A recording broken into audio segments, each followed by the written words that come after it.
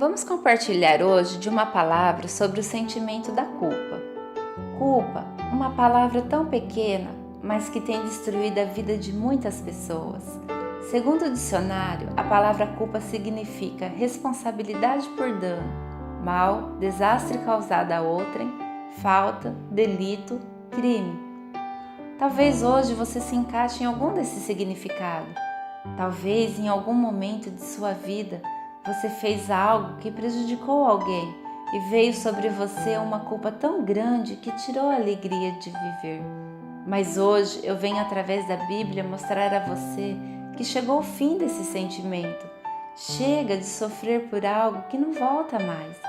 Em 1 João 1,9 diz: se confessarmos nossos pecados, Ele é fiel e justo para nos perdoar os pecados e nos purificar de toda injustiça. Nós temos que compreender que se erramos, temos sim que assumir o nosso erro, o nosso pecado. Adão, ele não soube fazer isso. Quando Deus foi falar com Adão a respeito do fruto proibido, que Deus ordenou que não comesse, mas Adão em desobediência comeu, Adão disse: comi por culpa da mulher que tu me deste. Adão quis jogar a culpa na Eva, quis jogar a culpa até mesmo em Deus, falando que foi Deus que tinha dado a mulher a ele, e ela havia influenciado ele a comer, quando na verdade Eva comeu sim do fruto, mas Adão comeu porque ele quis, ele podia ter rejeitado, mas ele pecou. Mas também nós não podemos fazer como Judas, que ao trair Jesus teve uma culpa tão grande, um fardo tão pesado na sua costa, que fez com que ele se suicidasse, quando ele poderia ter pedido perdão a Deus. O que nós temos que fazer é confessar a Deus nosso pecado. A culpa, ela é consequência do pecado.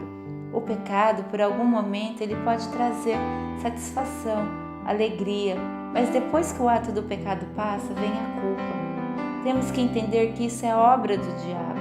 Primeiro, ele incentiva as pessoas a pecarem. Antes do ato do pecado ser executado, o diabo põe na cabeça da pessoa que vai ser bom, vai ser legal. E durante o ato do pecado, a pessoa sente uma satisfação, seja qual for o ato. Mas depois, o próprio diabo joga em cima dessa pessoa um fardo enorme, que é o sentimento da culpa. Temos que entender que esse é o papel dele, o de acusar. O próprio nome dele significa acusador. Não podemos deixar que uma acusação do diabo tire nossa alegria. João 3,17 diz: porquanto Deus enviou seu Filho ao mundo, não para que julgasse o mundo, mas para que o mundo fosse salvo por ele. Jesus veio para nos salvar, para tirar o nosso fardo, para perdoar nossos pecados. Não veio para nos julgar, nem nos acusar. Esse é o papel do diabo. Não aceite em sua vida. Se Deus não nos condena, se Ele nos perdoa, quem é que pode nos condenar? Comece a viver agora o melhor de Deus para a sua vida. Se você tem um sentimento de culpa em sua vida, é porque já houve arrependimento em você. E o arrependimento, sim, vem de Deus. É o Espírito Santo que faz a obra do arrependimento.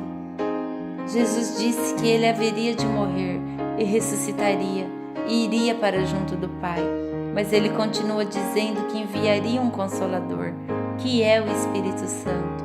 E em João 16,8 Jesus diz: quando ele vier, convencerá o mundo do pecado, da justiça e do juízo.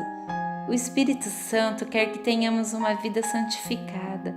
Por isso, se fizermos algo que não agrada a Deus, Ele nos mostra, Ele revela a nós o nosso erro, não para nos sentirmos culpados, mas para nos levar ao arrependimento, ao pedido de perdão, para nos consertarmos com Deus e ter uma vida santificada.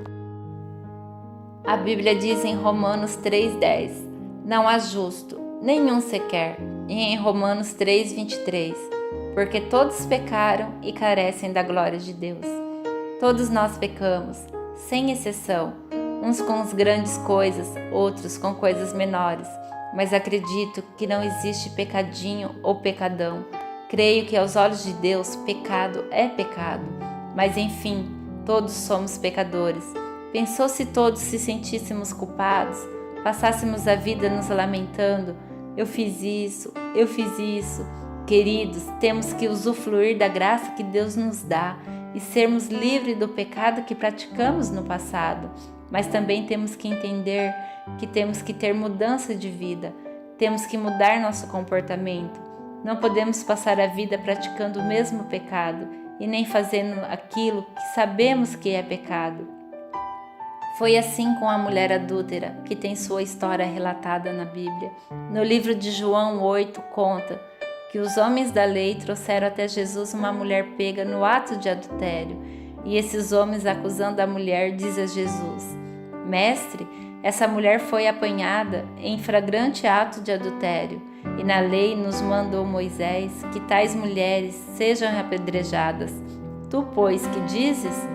E Jesus disse a eles: Quem dentre vós não tem pecado, atire a primeira pedra.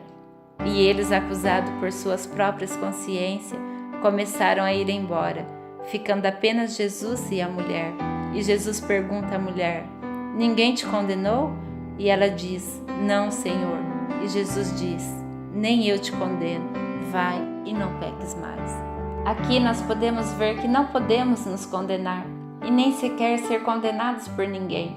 Jesus não condenou, Ele perdoou e disse: Vai e não peques mais. Temos que trazer isso para as nossas vidas. Se pecamos e nos arrependemos, Jesus nos perdoa, mas temos que ficar longe do pecado. Não podemos, por exemplo, roubar hoje de manhã e à tarde pedimos perdão. Amanhã voltamos a roubar pela manhã e à tarde pedimos perdão. Temos que entender que viver com Cristo é deixar as obras mal para trás. Em Atos 3, 19 e 20 diz: Arrependei-vos, pois, e convertei-vos, para serem cancelados os vossos pecados, a fim de que, da presença do Senhor, venham tempos de refrigério. Deus pede que nos arrependamos de nossos pecados, para que os mesmos sejam cancelados, apagados. Se Deus apaga, não podemos mais viver nos culpando, e temos sim que viver tempo de refrigério. A palavra refrigério significa sensação agradável, produzida pela frescura. Sabe, quando você está com aquele calor e vem aquele ventinho gostoso? Então, é isso, sentir o alívio de Deus em nossas vidas.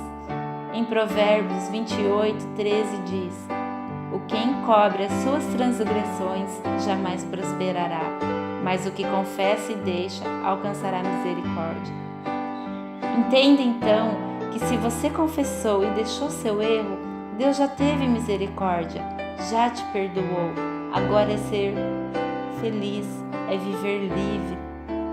Em Lucas 15, 7 diz que há gozo no céu quando um pecador se arrepende. Vejamos a história do apóstolo Paulo. Paulo foi um homem que perseguiu a igreja de Cristo. Sem piedade, sem dó, ele afligia os filhos de Deus, os perseguia, queria acabar com a igreja. E um dia ele teve um encontro com nosso Salvador e pôde então compreender o mal que ele havia feito à igreja. Pensou se a partir daí ele começasse a se lamentar e a viver debaixo de uma culpa pelo mal que ele havia feito ao povo de Deus e vivido uma vida de depressão, o quanto o avanço da igreja teria perdido. Mas Paulo compreendeu que ele não podia mais mudar o seu passado, o que ele havia feito, mas se arrependeu, pediu perdão a Deus e entendeu que começara uma nova vida. E a igreja cresceu muito através da vida de Paulo. Salmo 51, 17 diz: Sacrifícios agradáveis a Deus são o espírito quebrantado, coração compungido e contrito. Não o desprezarás, ó Deus. Um coração arrependido, Deus não despreza.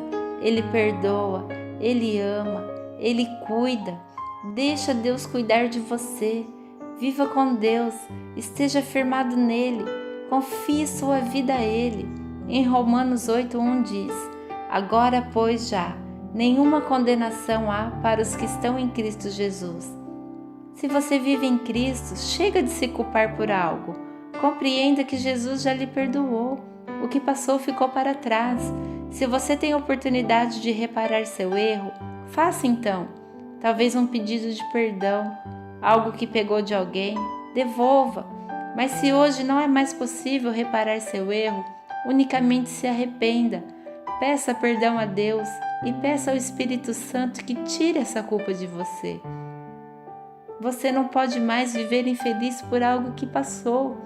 Deus é Deus de bênção, Deus de paz, Deus de felicidade. Talvez você perdeu uma parte da sua vida se lamentando, se culpando, carregando nas costas um fardo que não lhe pertencia, mas hoje chegou o fim. Declare em nome de Jesus que você está livre. Tome posse do perdão de Deus. Comece a partir de agora uma nova vida. Viva a vida que Deus quer para nós. Deus não criou a mim, não criou a você para ser infeliz. Isso é o diabo quem quer. Mas declare que a partir de agora é vida nova, com as bênçãos do Senhor. Vamos proclamar o Salmo 103, do verso 2 ao 5, que diz assim: Bendize, ó minha alma, ao Senhor, e não te esqueças de nenhum só de seus benefícios. Ele é quem perdoa todas as suas iniquidades, quem sara todas as tuas enfermidades, quem da cova redime a tua vida e te coroa de graça e misericórdia, quem farta de bens a tua velhice, de sorte que a tua mocidade se renova como o da águia. Que possamos viver o melhor de Deus para as nossas vidas. Receba de sua graça, que nos renova a cada dia. Deus abençoe. Fique com Deus.